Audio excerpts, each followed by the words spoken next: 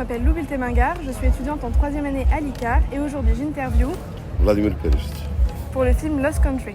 Je vais commencer cette interview avec le début du film qui s'ouvre donc sur un arbre. Le film parle de crise politique et de crise de famille. Pourquoi avoir choisi de faire rentrer directement le film avec une figure plutôt calme? L'arbre, c'est un enracinement dans une famille, dans une histoire. Et surtout, c'est une histoire de l'échec d'une révolution, de la fin d'une révolution. Il y a une phrase notamment qui est dite par un professeur, un personnage dans le film, qui dit « Toutes les révolutions sont trahies ». Toutes les révolutions, que ce soit la Révolution française, le jour de juin, la Commune, il y a une part d'événements qui est réductible à la causalité et au déterminisme. Cette part de libération des possibles que produisent les révolutions, elle continue de passer à travers certains individus ou dans des pores secrètes de la société. Pour moi, la question c'est comment rester fidèle à la grande révolution yougoslave, même si elle a été trahie.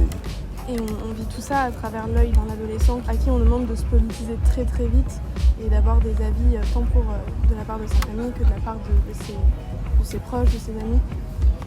Il y a quelque chose dans l'enfant qu'il est jeté dans un monde qui est plus grand que lui, qu'il n'arrive pas à penser et m'être imprégné de sensations. Et c'est ça que je voulais retrouver. Quand il arrive à prendre une conscience sur ce monde, c'est intolérable pour l'accepter. L'enfant à qui on répond toujours non ou alors j'ai pas le temps, pas maintenant. Ce personnage-là qui est en recherche de lui-même, en recherche de réponses sur la crise qui est en train de se passer. Et sur ça, il y a deux choses. Mon film précédent, Ordinary People, c'était un film sur le non-dit mais qui était mutique. Où les personnages ne parlaient pas parce que ceux dont on devrait parler, on ne peut pas parler. Et là, je voulais faire un film parlant, dialogué, voire même bavard, mais où on parle de tout sauf de ce qu'on devrait parler. Donc, et puis je voulais que le conflit de Stéphane avec sa mère, c'est ne pas avoir le temps de lui parler. Parce que les femmes hommes politiques sont dans une sorte de vitesse ou d'accélération. Ils n'arrivent pas à avoir un temps pour avoir une conversation. Et c'est un choix intéressant d'avoir mis une femme en politique, surtout dans un parti conservateur.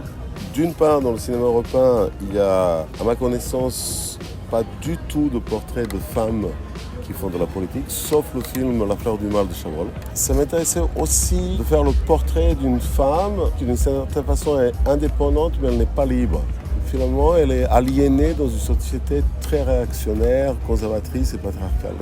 Est-ce que vous avez déjà une idée de votre prochain projet ou de ce que vous voulez faire après?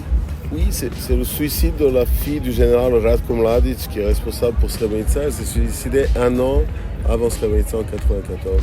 Elle était une sorte de voyante qui a vu voir l'histoire.